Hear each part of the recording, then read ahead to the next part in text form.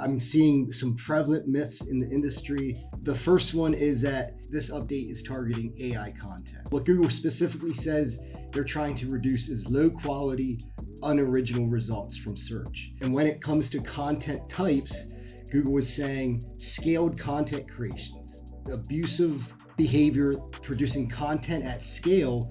They don't care whether it's using automation, humans, or a combination. This is nothing new.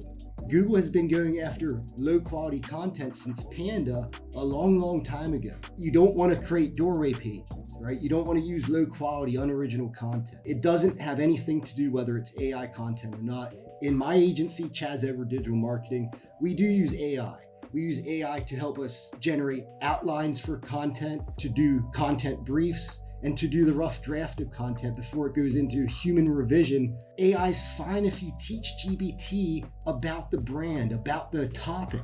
Add relevant info. You can train GBT about the brand, about the brand's history, vision, background, USPs. It makes the content so much better and unique when you take the time to do that. You can also train it about your niche, your industry. You can feed it relevant articles. It can cite facts and sources. You can ask it to cite these things.